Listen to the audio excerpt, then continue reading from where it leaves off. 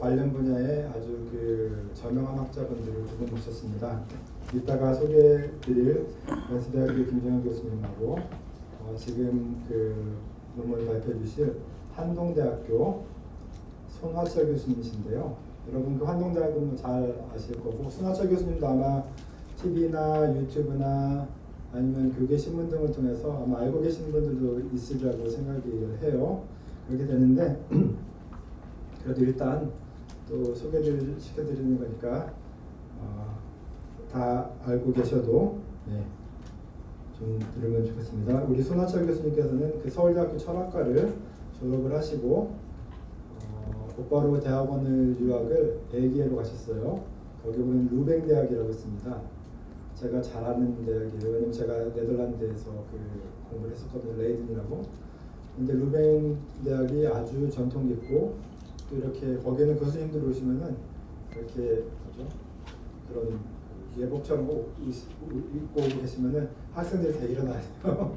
저기 딱 서시면은 그때 앉아가지고 이렇게 됩니다. 아주 전통 있는 학교인데, 거기서 석사하고 박사 과정을 같이 하셨어요. 그래서 철학을 전공하시고, 박사는 우리 한국에서는 좀 드물게 기술 철학이라고 하는 것을 전공하셨습니다. 그래서 한국에 오셔가지고 성균관대, 부산대 이런 데서 강의를 하시다가 현재는 한동대학교에서 교수님으로 후배들을, 후학들을 양성하고 계십니다. 많은 저서들, 호모 파웰의 미래 이런 많은 저서들이 있으시고요. 또 연구재단 과제도 열심히 또 하고 계시고, 또 한국 포스트휴먼학회 부회장님이시기도 합니다. 오늘 귀한 자리, 사실은 이런 분들 모시는 게 쉽지 않다는 거 알죠? 이거 다 하나님의 은혜와 인맥으로 이게 되는 거지. 멀리서 모셨습니다. 우리 손 교수님 이 자리에서 귀한 또 강연, 또 지식, 또 깨달음을 전해주실 때 우리 환영하는 의미로 크게 박수를 하겠습니다. 우리 손화철 교수님.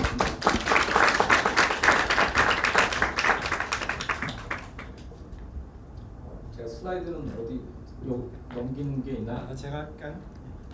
제가 포인트가 있나요? 포인터? 저 여기서 그냥 포인터 빌려드릴까요? 포인터 드릴까요? 잠시.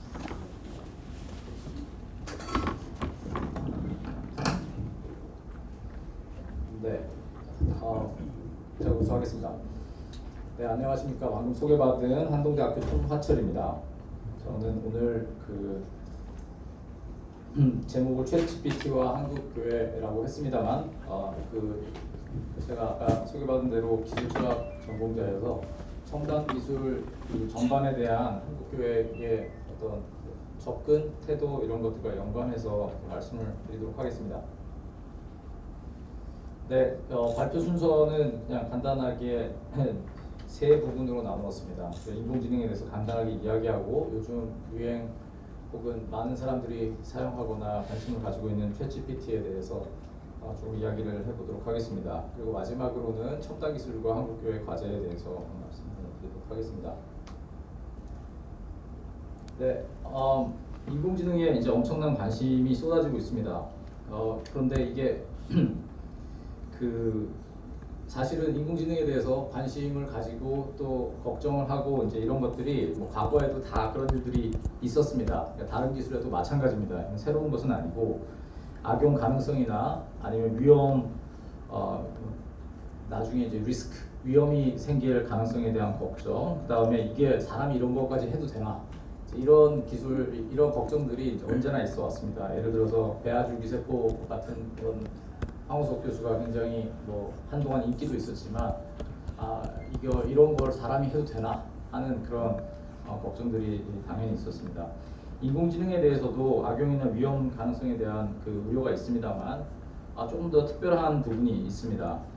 왜냐하면은 인공지능에 대해서 이제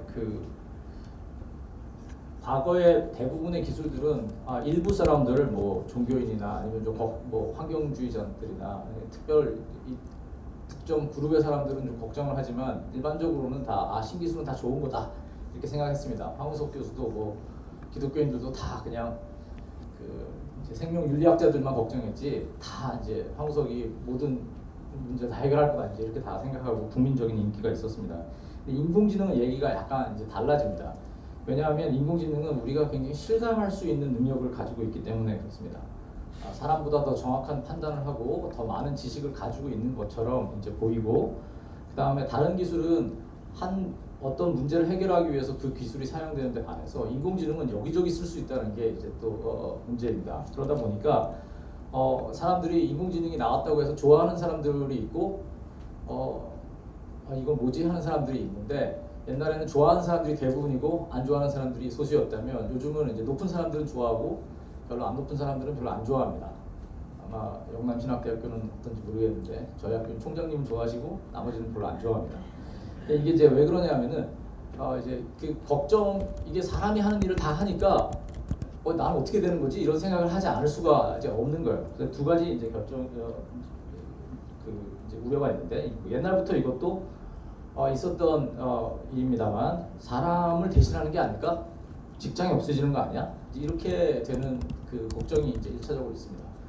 여기 이제 그림에 나오는 러다이트 운동의 그 이제 그냥 그림인데, 옛날에 러드라는 사람이 있었습니다. 이 사람 직조공이었는데 산업혁명 시기에 직조 기계가 만들어지니까 손으로 이렇게 수공업으로 직조를 하던 사람들이 직장을 이제 대거 잃게 됩니다. 그래서 이 사람들이 화가 나가지고 공장에 밤에 들어가가지고 공장 직조기기에 불을 붙이는 일들이 테러리스트들이었습니다. 그래서 얼마 있다가 잡혀 죽었다고 합니다. 근데 이제 그 뒤로 기술에 대해서 기술 때문에 직장이 없어지면 어떡하지? 이렇게 걱정하는 사람들을 너도 러다이트, 그러니까 러드를 따르는 사람들이냐? 이렇게 하면서 약간 이제 놀립니다. 뭐 옛날에 그 버스 탈 때 안내양 있었지만 안내양이 직장이 없어졌다고 해서 뭐 그 사람들 직업이 없어졌냐? 다 어딘가는 가게 되니까 기술 발전을 두려워하지 마라. 이제 이렇게 이야기할 때 이제 러다이트 운동을 이야기하곤 하는데, 문제는 인공지능의 경우에는 이게 사람 뭔가 없어질 것 같은데 없어지면 그 직장이 없어진 다음에 그 사람들이 뭘 할 수 있을까가 약간 이제 상상이 안 된다는 게 좀 문제입니다. 또 하나의 걱정은 이게 사람보다 더 훌륭해지면 이제 인공지능이 이제 사람보다 좀 똑똑하게 느껴지는데 나중에 인공지능이 인공지능을 만들면 어떡하지? 이제 이런 생각이 듭니다. 그러면 이제 그냥 단순히 직장을 잃는 것에 대한 두려움으로부터 벗어나서 이제는 이제 그 영화에 나오는 기계가 세상을 다스리는 이제 그런 약간의 공포 같은 것을 느끼게 됩니다. 물론 아까도 말씀드렸지만 모두가 이걸 걱정하는 건 아니고 어떤 사람이 약간 기대하는 사람도 있긴 있습니다. 자, 이런 걱정들이 이미 그 어떤 사람들은 이게 별 큰 걱정이 아니라고 말씀하는 분들도 있지만 일부 현실이 되고 있다는 것이 이제 현실되고 되고 있습니다. 대규모 실업이나 권력의 집중, 사생활 침해 같은 인공지능의 부정적 결과가 이미 나타나고 있습니다. 그러니까 새로운 직업이 나타난다고는 하는데 그 직업이 뭘지가 잘 알 수가 없습니다. 또 인공지능 로봇과 같은 새로운 존재들에 대한 거부감이 언제나 있고, 그래서 이제 과학 발전에 대해서 무조건 이게 좋은 건가에 대한 우려들이 점점 이제 커지고 있습니다. 이제 그 인공지능이 아무리 똑똑해져도 이제 뭐 특별한 그렇게 완벽한 사람 완전히 대체할 정도는 아니기 때문에 걱정할 필요가 없다. 그렇게 뭐 강인공지능, 그러니까 사람 같은 인공지능이 금방 나타나지 않을 거다라고 이야기하면서 이제 걱정하지 말아라 하는 사람들도 있지만, 사실은 인공지능이 완벽해지지 않아도 이미 그 우리가 하는 일을 상당 부분 대체할 수 있습니다. 예를 들면 죄송합니다. 파파고 같은 프로그램을 생각을 해보시면은 그게 뭐 완벽하지 않거든요. 해둬서 번역하면 좀 엉터리가 많긴 한데 그래도 뭐 나쁘지 않거든요. 꽤 괜찮단 말이죠.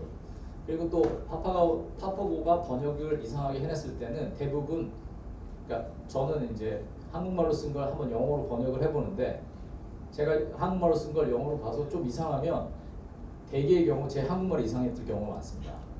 그러니까 제가 한국말을 잘 쓰면 영어 번역도 괜찮은 거예요.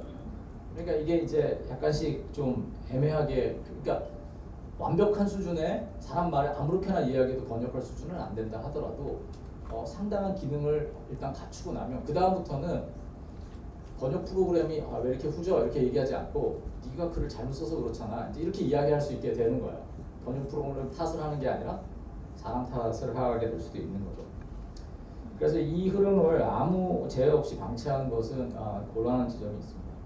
또 어떤 사람들은 사람이라는 건 창의력이 있고 도덕성이 있는데 기계는 그런 게 없으니까 사람을 절대로 넘어설 수 없어 이렇게 이야기하는 사람들도 있습니다. 그러나 생각해 보면은 사람들이 다 창의력이 있는 건 아니죠. 대부분의 사람들은 그다지 창의적이지 않습니다. 또 많은 사람들이 별로 도덕적이지 않아요. 그러니까 기계가 도덕적이지도 않고 창의적이지도 않으니까 걱정할 필요 없다. 사람이 더 낫다 이렇게 얘기하는데 어떤 사람보다는 낫지만 어떤 사람은 기계보다 낫지만 어떤 사람은 기계보다 못할 수도 있는 거죠. 또 도대체 창의력이 뭐냐 이제 이렇게 묻기 시작하면은 아니 바둑을 두는데 이세돌도 생각하지 못한 굉장히 이상한 수를 딱 두면 그걸 기계가 계산했으니까 그건 창의력이 아니라라고 이야기할 건가? 도대체 창의력이 뭐지? 이제 이렇게 이야기하기 시작하면 복잡한 이야기들을 이야기가 약간 이제 헷갈리게 됩니다. 요즘에는 이제 챗GPT가 나왔고 얼마 전에는 챗GPT 4.5라는 이제 그까지 나와가지고 상당한 기능을 이제 자랑을 하고 있습니다. 사실 이 슬라이드는 작년에 만들어 요걸 제가 그림을 따온 건 작년에 따온 건데요. 챗GPT에 대한 책이 엄청나게 많이 나왔습니다. 그게 뭐 그 기술이 나온 지 1년도 안 됐는데 그 사이에 책이 얼마나 빨리 나오는지 하여튼 한국 사람들은 정말 엄청나게 부지런합니다. 그냥 기술이 나오자마자 6개월 안에 책을 써가지고 막 이제 하는데 구글에 가서 검색을 하면 끝도 없이 나옵니다. 이런 것들이. 자 그런데 이제 이 엄청난 능력에 대해서 이제 다양한 반응들이 나왔고 여러 가지 질문들을 하게 됩니다.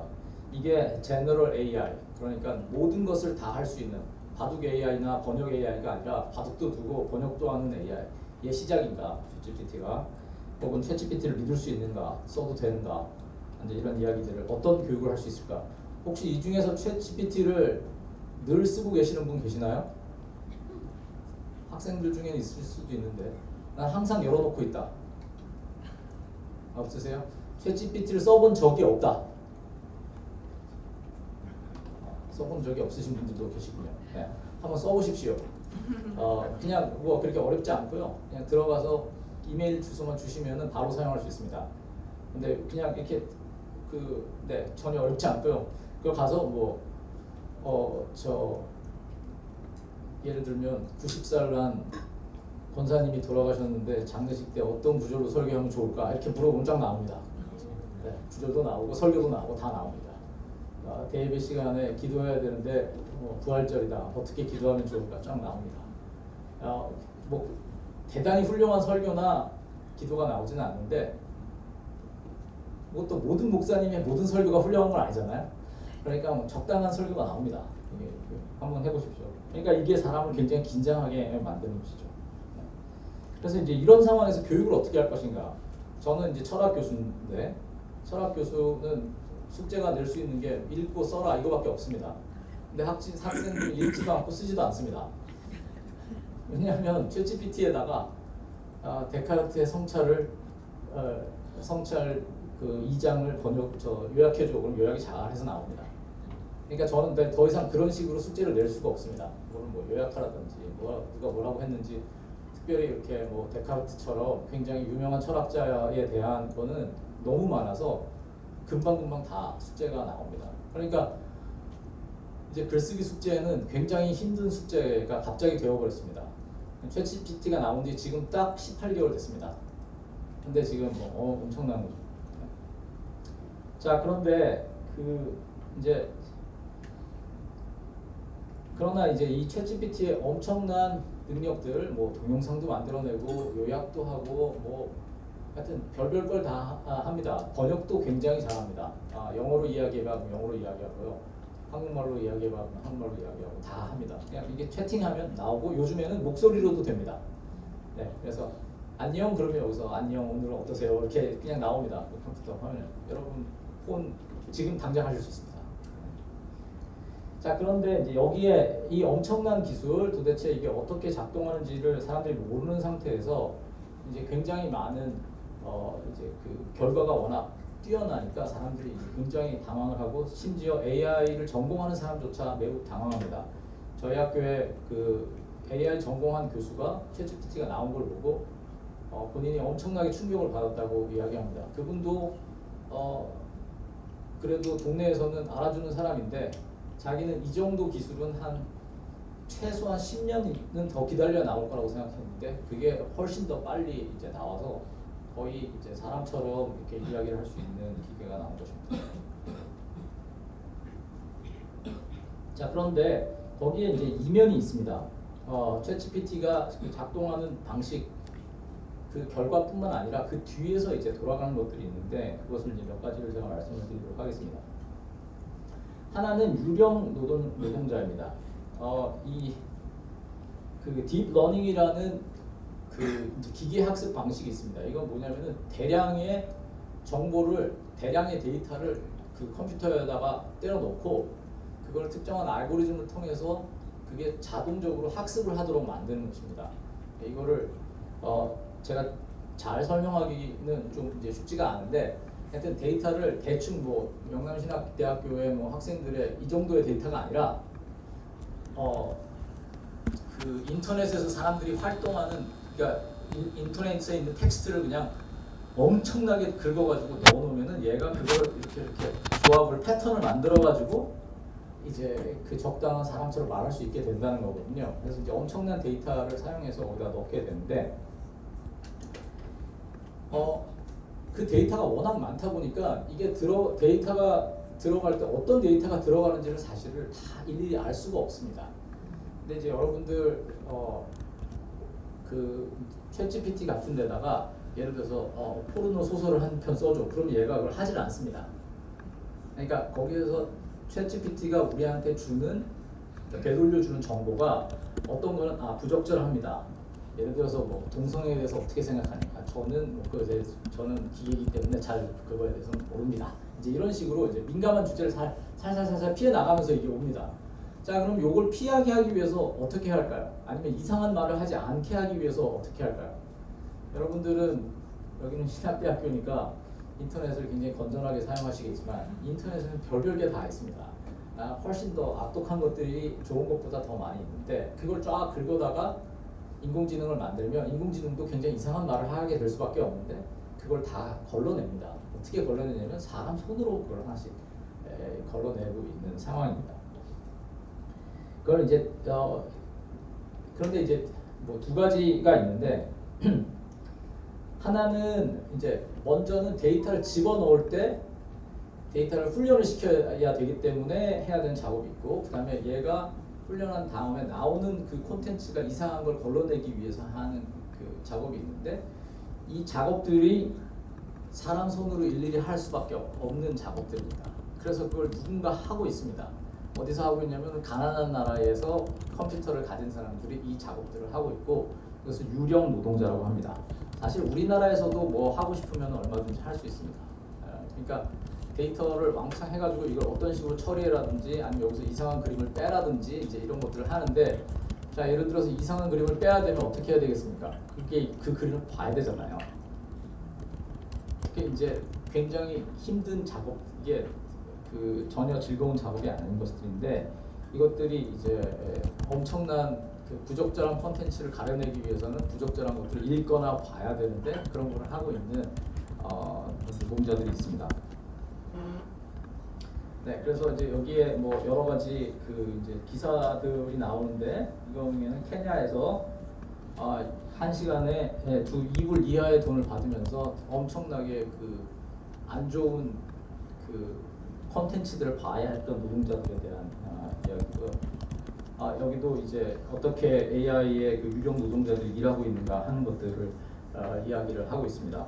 그러니까 이거 이제 일을 어떻게 하냐면은 데이터를 이렇게 주고 그 데이터를 이러저러한 식으로 가공을 해라 이렇게 이야기를 합니다. 뭐는 빼고 뭐는 넣고 아니면 거기다가 이렇게 딱지를 붙이고 하는 작업들을 한참 걸린 작업을 해야 되는데 이 작업을 따면은 뭐 예를 들어서 한 100불 정도를 벌 수 있습니다. 근데 좀 못 사는 나라에서는 100불이 굉장히 큰 돈이어서 그걸 꼭 잡고 싶은데 어떻게 하냐면 인터넷에다가 작업이 우리 그 배달 앱처럼 배달 그 오토바이 모는 분들 왜 딱 잡잖아요. 택시도 잡고 그런 식으로 합니다. 근데 수만 명이 그 나라에 있는데 그거 땡 주면은 그걸 제일 먼저 잡는 사람이 이제 그걸 일을 해가지고 주면 돈을 받는 거야. 근데 이 사람들은 그 돈이 너무 간절하기 때문에 거의 잠을 못 잡니다. 언제 이게 띵 하고 뜰지 모르니까. 그러니까 거의 일상생활을 못하는 상태에서 그걸 하고 그걸 못 잡으면 또 이제 언제 다시 작업이 내려올지 모르는데 기다려야 돼요. 근데 이제 삶이 점점 피폐해지는데 이 사람들은 전혀 노동자로서 대우를 받지도 못합니다. 왜냐하면 온라인으로만 일하고 다국적 기업들이 이걸 하고 있기 때문에 뭐 어떤 보호도 받지 못하고 그냥 이제 돈을 주면 주는 대로 안 주면 안 주는 대로 이제 기다려야 되고 항의하면 잘라버리고 이래가지고 굉장히 그 어려운 상황에 직면하고 있습니다. 그런데 이 산업이 지금 엄청나게 이제 그 커지고 있습니다. 그래서 스케일 AI라는 이제 그 회사의 경우입니다. 2016년에 그 이제 설립이 되었는데 이거는 인공지능 여러분 챗GPT 돌아가는 게 아니라 챗GPT가 돌아가게 하기 위해서 밑에서 수면 밑에서 일하는 사람들입니다. 그러니까 모든 게 자동화되어 있다고 생각하지만 자동화된 AI가 돌아가기 위해서는 엄청난 사람들이 정말 인형에 뭐 눈붙이기 같은 그런 수준의 일을 엄청난 사람들이 어디선가 하고 있다는 거죠. 자, 그 다음에 이제 이것과 또 관련된 게 뭐냐면 예를 들면 챗GPT에서는 인종차별적인 언사를 하지 못하도록 이제 제어를 합니다. 그러면은 인종차별적인 언사가 무엇인지를 누군가 결정을 해야 될 거 아니에요. 자, 이게 적절하다, 부적절하다 하는 것을 누군가 결정을 해야 될 것입니다. 근데 그럼 누구의 기준으로 이게 적절하냐, 적절하지 않냐를 가릴 거냐는 거죠. 이거 뭐 단단 그리스도인들이 적절하다고 생각하는 것과 그리스도인 아닌 사람이 적절하다고 생각하는 게 약간 다르지 않습니까? 누구 기준이 옳은 기준입니다. 물론 기독교인이야 기독교인이 옳다 하겠지만 이게 이제 AI는 그냥 누구나 쓰는 기술인데 이게 굉장히 난감한 일이란 말이에요. 이게 미국의 기준인지 인디아의 기준인지 한국의 기준인지 알 수가 없는데 결국은 이것은 챗GPT를 만드는 사람의 기준이 될 수밖에 이제 없는 것입니다. 그러니까 정상이 무엇인가에 대한 이 논의를 누군가 그 기술을 만드는 사람한테 아무래도 힘이 더 실리게 되는 상황입니다. 또 의도하지 않은 표준화가 이제 일어나는데 제가 아까 번역의 예를 말씀드렸습니다. 번역을 할 때 번역 툴이 그렇게 완벽하지 않습니다. 그래서 제가 대충 말하면은 번역을 하는데 번역이 이상하게 나올 수도 있잖아요. 자, 그러면은 이 문제를 해결하는 두 가지 방법이 있습니다. 하나는 번역이 내가 정말 순 엉터리로 말해도 딱 알아듣고 그렇죠? 개떡같이 말해도 찰떡같이 알아듣는 이제 AI를 만들면 되겠죠. 그런 방법도 있지만 AI하고 이야기할 때는 찰떡같이만 말해 이렇게 이야기하면 돼요. 똑바로 써. 그렇죠? 그러면 좋은 문장이 뭔지를 결정하면 됩니다. 좋은 문장의 기준을 바꾸면 돼요. 말하는 방식을 표준화시키면 됩니다. 그러니까 셰익스피어의 아름다운 문장을 번역을 잘 못하는 AI를 탓하지 말고 셰익스피어처럼 쓰지 말고 그냥 깔끔하게 주어 동사 딱딱딱 해가지고 깔끔하게 써. 그게 좋은 문장이야. 이렇게 이야기할 수 있게 되는 거죠. 이런 방식으로 새로운 방식의 표준화가 기술에 의해서 일어나게 되는 것입니다. 이거는 이미 기술에서 많이 일어나는 일입니다. 여러분 제트기에는 수술한 자국이 있는 사람 제트기 못합니다. 공군 조종사가 못 돼요. 근데 비행기를 수술한 적이 있는 사람, 개복 수술한 적이 있는 사람도 탈 수 있는 비행기로 만들면 되잖아요. 근데 그렇게 만들지 않고 그냥 개복 수술한 사람 타지 마 이렇게 되는 거예요. 기계에 맞춰서 사람을 이제 맞춰서 조종사를 뽑는 것이죠. AI도 마찬가지입니다. AI를 사람하고 똑같이 만들 필요가 없이 사람을 AI에 맞도록 만들면 됩니다. 그 다음에 이제 에너지 문제가 있습니다. 챗GPT를 한번 돌릴 때마다 엄청난 에너지가 들어갑니다. 챗GPT에는 인공지능은 생성형 AI라고 해서 그때그때 이제 피드를 다시 주는데요. 생성형 AI를 말하자면 그 훈련을 시키기 위해서 거기다 엄청난 데이터를 넣어야 된다고 하죠. 그러면 그 데이터를 돌려서 뭔가 결과물을 내기 위해서는 엄청난 전기가 들어갑니다. 그리고 그 많은 데이터를 다 저장해 놔야 되기 때문에 데이터는 서버에 들어가 있어야 되거든요.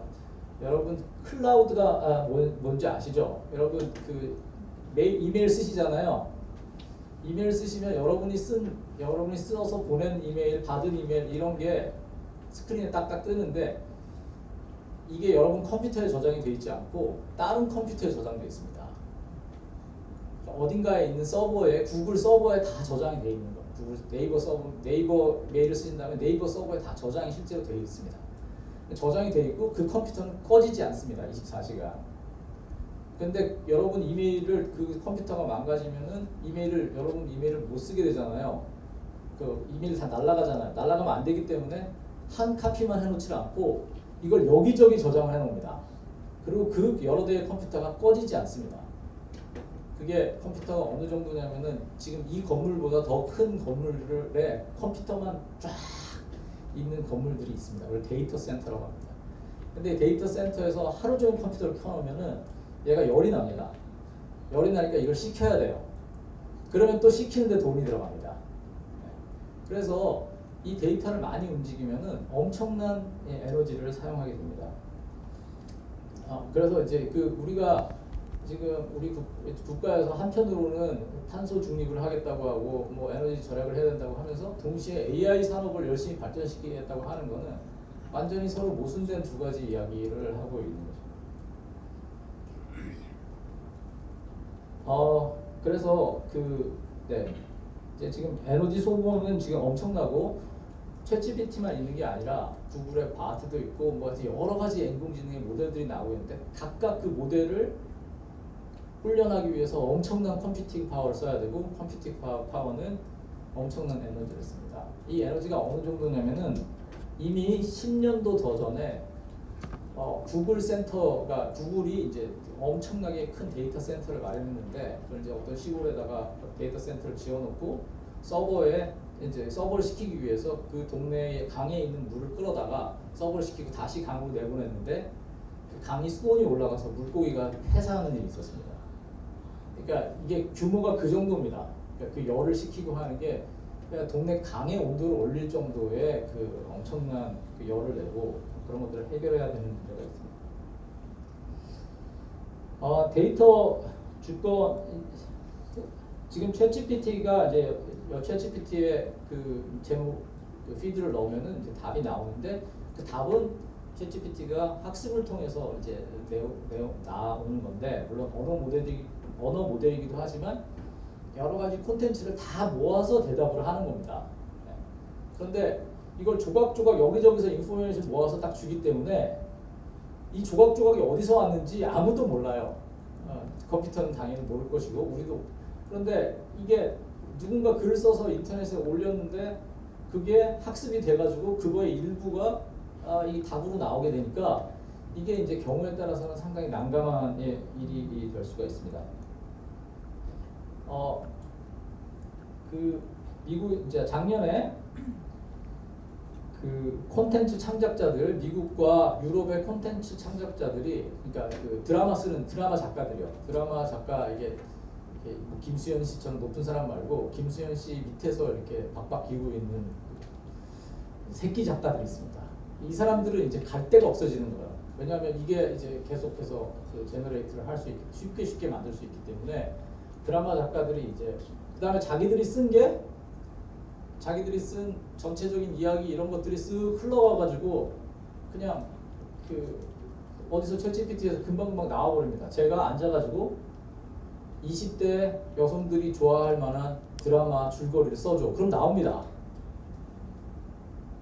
나오는데 그게 20대 여성들이 좋아할 만한 드라마의 그것들을 많이 모아가지고 내놓은 거니까 그 중에 일부는 누구하고 비슷하고 이건 저거하고 비슷하고 이럴 수가 있는데 이게 누구 건지 모르니까 저작권을 이제 주장할 수도 없는 애매한 상황이 되고 있습니다.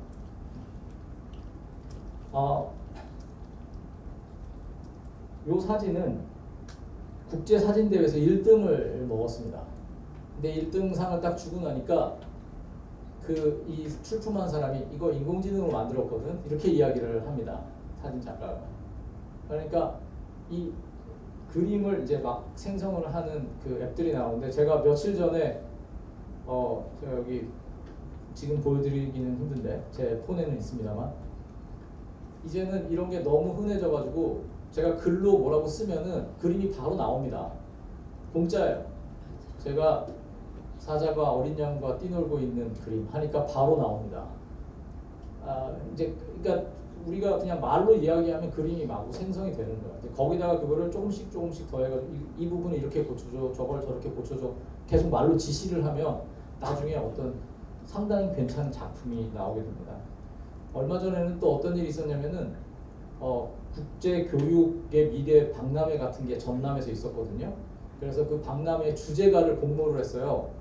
그래가지고 이제 작곡가가 심사를 해가지고 공모작 1위를 뽑았습니다. 그랬는데 그걸 낸 사람이 사실은 이건 AI로 만들었습니다. 이런 거예요. 음악, 노래, 가사 다. 자, 그래가지고 거기서 고민을 하다가 이건 미래 교육에 대한 거니까 괜찮아. 이렇게 해서 그냥 받았습니다. 그걸 편곡해서 직접 썼다고 합니다. 그런데 사실은 이게 이제 표절이라고 하기는 애매한데 그러나 누가 만든 것도 아닌 그러나 사람들이 기존에 만들어 놓은 것들을 조합해서 나오는 거기 때문에 굉장히 난감한 일입니다. 삼성전자의 이제 챗GPT에 또 많이 쓰는 것 중에 하나가 PDF를 그냥 챗GPT에 입력을 시키고요. 요약해줘 이런 거 하거든요.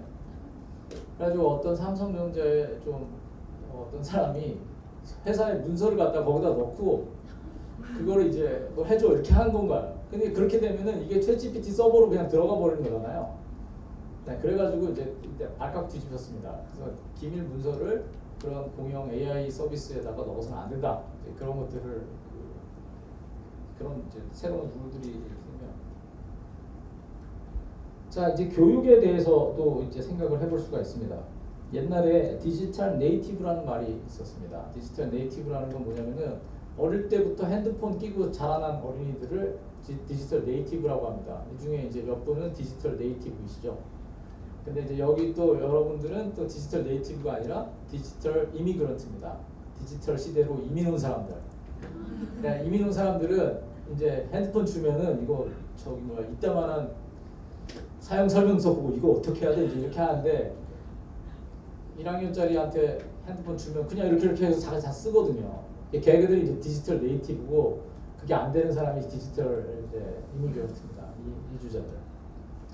자, 그래서 옛날에 디지털 네이티브는 진짜 훌륭하다는 이야기를 많이 했습니다. 얘네들은 멀티 펑션이 되고 이거 들으면서 뭐 음악 들으면서 뭐 큐티 하면서 축구 보면서 다 된다는 거죠. 이제 이런 식의 하여튼 뭐 네이티브는 다르다. 얘네들은 다른 인종이다. 이런 식으로 하면서 거기에 뭔가 기대를 하는 맛이 있었는데 과연 챗GPT와 함께 공부하면서 자란 애들도 챗GPT를 나중에 쓰게 된 저 같은 사람하고 보다 더 나은 사람이 될 건가? 그걸 이제 생각을 해봐야 됩니다. 챗GPT를 통해서 영어를 잘하게 될 것인가? 이제 그 글을 쓰라고 하면은 맨날 챗GPT를 돌려가지고 글을 그냥 내는 친구가 나중에 언젠가 글을 잘 쓰는 사람이 될 것인가? 이제 그렇게 되지 않을 가능성이 이제 훨씬 많죠. 그러나 어떤 사람들은 아니 기술 그거 그냥 이용해서 하면 되는 거지 그걸 꼭 그렇게 부정적으로만 볼 건 아니다 이렇게 이야기하는 사람도 있습니다. 예를 들면 휴대전화 잊어버리면은 엄마 전화번호도 기억 못하는데 그게 그렇게 큰일이야? 이렇게 이야기하는 사람도 있습니다. 이제 실제로 옛날엔 전화번호 막 여러 개 기억했는데 지금 못하잖아요. 그 기능이 없어져서 뭐 큰일 났니? 이제 이렇게 하면서 챗GPT로 필요한 건 챗GPT로 쓰면 되지. 뭐 기능이 몇 개가 기술이 생겨서 기능이 없어졌다고 해서 그게 큰일인가? 이렇게 물어보는 사람도 분명히 있을 수 있습니다. 그러나 아까 말씀드린 것처럼 인공지능은 사람의 지적 능력을 대신하고 상당히 높은 수준의 지적 능력, 단순한 암기, 계산 이런 게 아니라 굉장히 높은 수준의 판단을 대신하는 능력을 가지고 있기 때문에 그 판단이 없어도 사람이 괜찮은가? 그거에 대해서는 좀 생각해 볼 지점이 있습니다. 마지막으로 이제 그 이면 중에 하나는 경제적이고 존재적인 양극화입니다. 경제적 양극화라는 것은 비교적 단순한 일을 그리고 심지어 이제는 뭐 변호사처럼 상당히 높은 수준의 일을 하는 사람들의 일마저 챗GPT가 많이 이제 대신할 수가 있습니다. 요즘에 로펌에서도 이제 변호사들 좀 주니어 변호사들이 이제 점점 필요가 없다고 합니다. 왜냐하면 그 사람들이 이제 초안을 만들어서 이제 올리면은 높은 변호사가 이게 검토하는 건데 그 정도 일은 챗GPT가 할 수 있는 거예요. 자, 그러니까 이게 이제 그러면 변호사가 많이 필요 없다는 얘기는 나머지 사람들은 필요 없는 사람이 되는 거잖아요. 그러니까 챗GPT로 많은 일을 할 수 있게 되면 많은 사람이 필요가 없고 그러면 이제 나중에는 이제 굉장히 능력이 출중하거나 돈이 많거나 챗GPT를 운영할 수 있는 사람들의 수는 매우 소수가 될 거고 나머지는 이제 굉장히 어려운 상태가 될 가능성이 많습니다.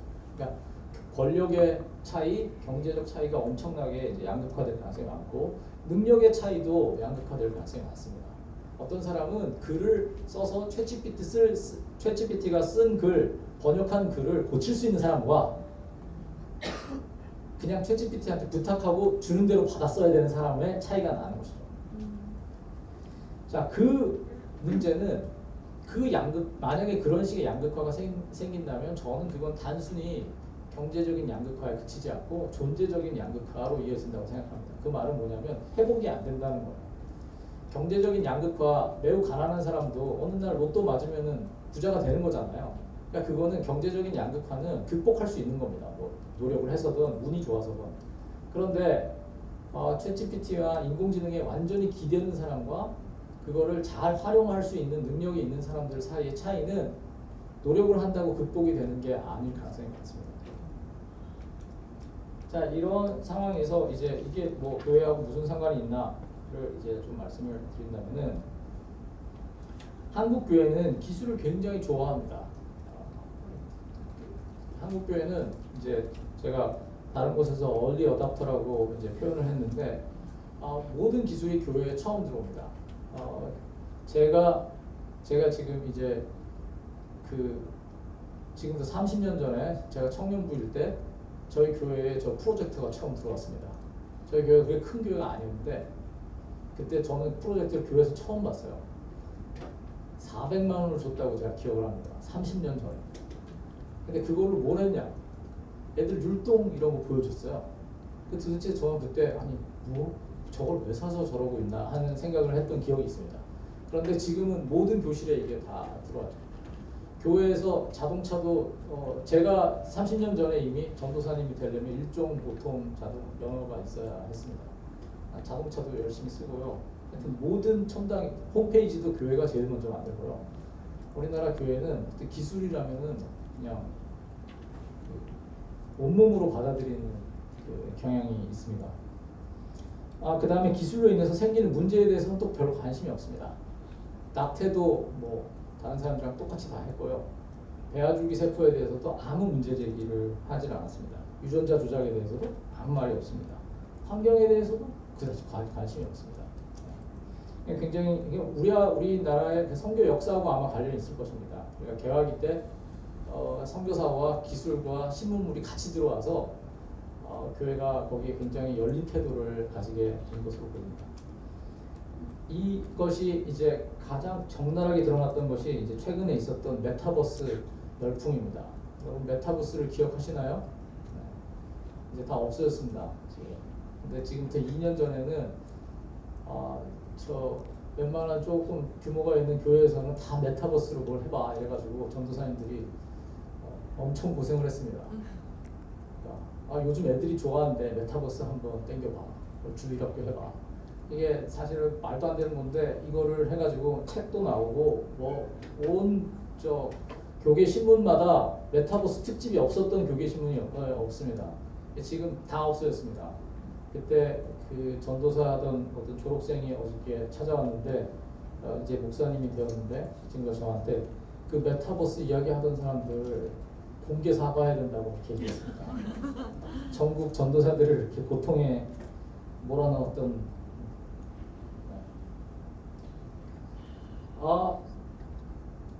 그런데 좀 당혹스러운 것은 이 기술을 그럼 왜 받았느냐 하는 것입니다. 그러니까 코로나 상황에서 온라인 예배를 해야 되는데 어린애들이 메타버스를 좋아한다고 하니 그걸 이용해 보자까지는 뭐 이해가 됩니다. 그러니까 이해가 전혀 안 되는 상황은 아닌데, 그런데 이게 이 기술이 도대체 어떤 의미를 가지고 함의를 가지는 것인지에 대한 최소한의 신학적 검토라는 것이 전혀 이제 없었다는 게 문제입니다. 이제 메타버스라는 거는 사실은 몰입감을 굉장히 중요하게 생각하는 거거든요. 몰입감이라는 거는 진짜 같다는 거예요. 진짜 같다는 걸 강조하는 게 과연 기독교적인가를 좀 생각을 해봐야 됩니다. 보이지 않는 하나님을 섬기는 기독교인데 그렇잖아요.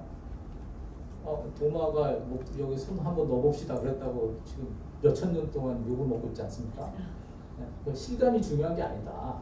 그렇게 가르치는데 메타버스는 실감이 제일 중요한 요소인데 그거를 교회에서 계속 해야 된다고 하는 거예요.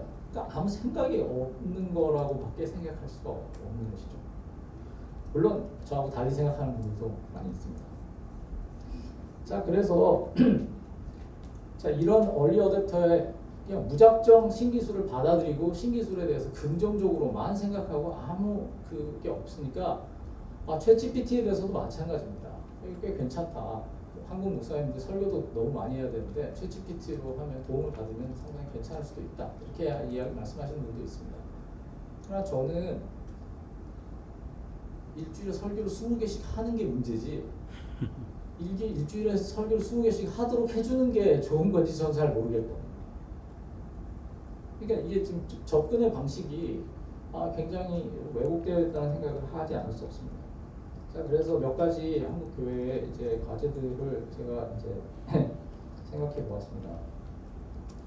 방금 말씀드린 대로 기술에 대한 한국 교회의 접근은 놀라울 정도로 단순합니다. 그러나 기술이 사실상 우리 지금 오늘날 우리 세상에서 가장 중요한 요소라는 것을 이제 기억을 해야 됩니다. 그러니까 이건 그냥 갖다 쓰는 게 아니라 우리의 시대를 결정짓는 중요한 요소가 되었다는 것을 좀 인식을 하고 새로운 기술이 나오면 이거에 대해서 우리가 어떻게 반응해야 될 것인지를 좀 생각을 할 필요가 있습니다. 제가 왜 그랬는지 모르겠는데 지난 한 2년 정도 동안 교회나 신학회나 이런 데서 발표를 하라는 말씀을 많이 들었거든요. 근데 가서 보면 저한테 원하는 게 뭐냐면 메타버스를 어떻게 잘 사용할 수 있을까? 그걸 한번 이야기해봐. 너 기술 철학이잖아. 이제 이런 거예요. 그래서 제가 이제 이런 말씀을 드리면은 이제 별로 표정이 안 좋습니다. 저는 상관없습니다. 다시 볼 게 아니기 때문에.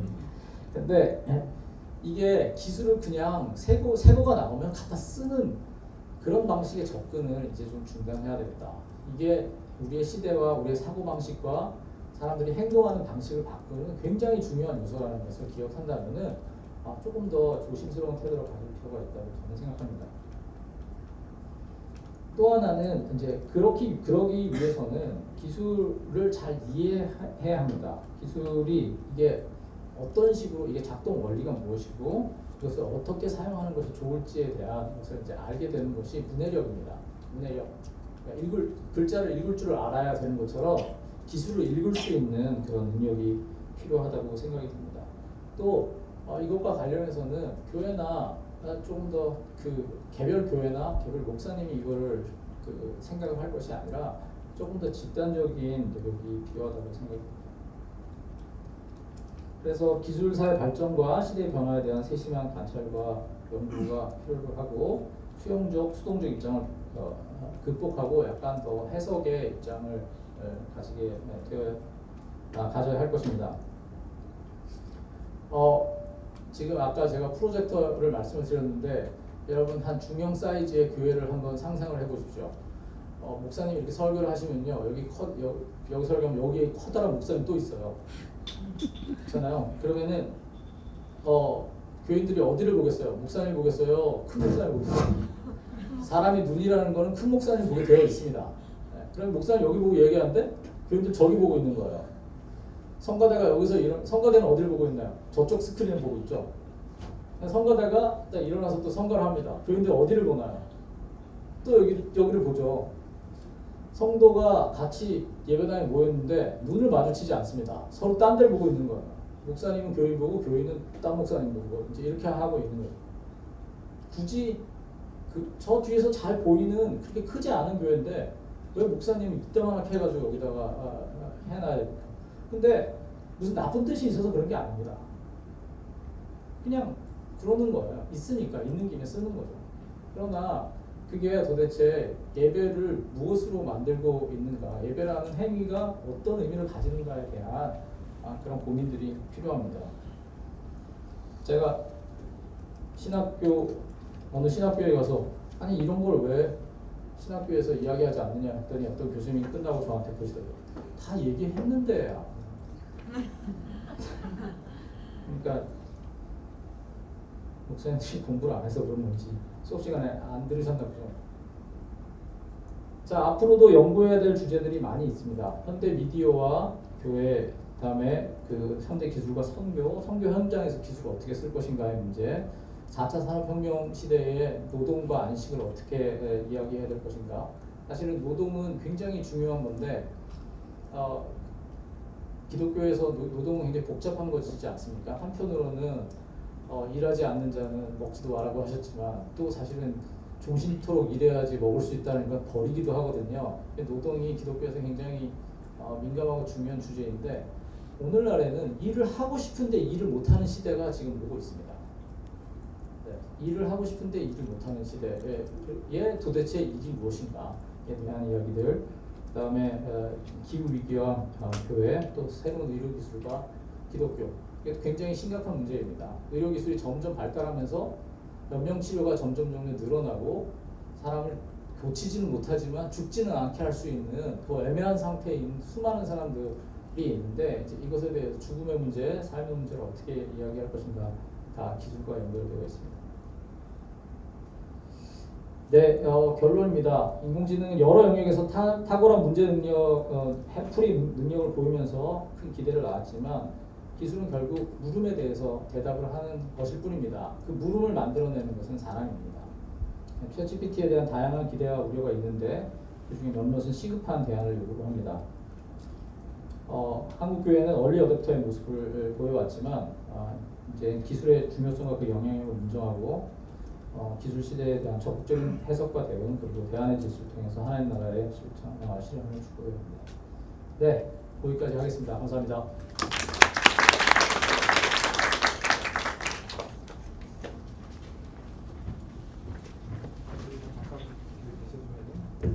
우리 그 시간이 한 5분 정도 일단은 질의응답을 하고요. 그 다음에 그 김정일 교수님 와서 발표해 주시겠는데 김 교수님 끝난 다음에 발표하신 모든 네 분이 다 앉아서 전체 토의 질문을 또 할 테니까요. 그때 역시 적어주셨다가 질문하시면 좋을 것 같고요. 한 그 질문을 너무 길게 하지 마시고 짧게 한 두 사람만 주세요. 두 사람만 그 질의응답 하시고 끝나고 전체 토론하겠습니다.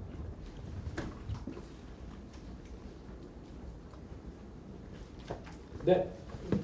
아까 전에 특이점 이야기 하셨잖아요. 네. 그걸 지금 어디까지 넘어섰다고 생각하십니까?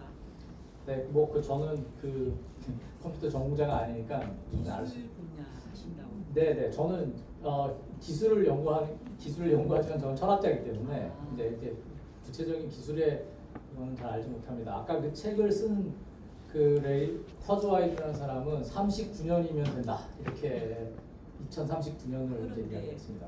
네. 얼마 조금 아까 전에 말씀하셨는데 챗GPT 4.5 있잖아요. 네네네. 며칠 전에 나왔잖아요. 네네. 그때 제가 잠깐 들었는데 저도 잘 모르지만 네. 감정에 대한 거 있잖아요. 네. 오늘 지적인 이야기만 하셨잖아요. 네. 근데 이미 거기에서 말씀하신 게 감성적인 것도 지금 AI가 하고 있다. 이건 어떻게 생각하십니까? 그러니까 이제 대부분의 인공지능 그 연구자들은 그러니까 특이점 즉 인공지능이 사람의 모든 능력을 넘어서는 그때는 그렇게 쉽게 오지 않을 거라고 봅니다. 네, 오지 않을 거라고 보고 그러나 뭐 이제 챗GPT도 예상보다 빨리 온 것처럼 그게 이제 가능하기도 하겠죠.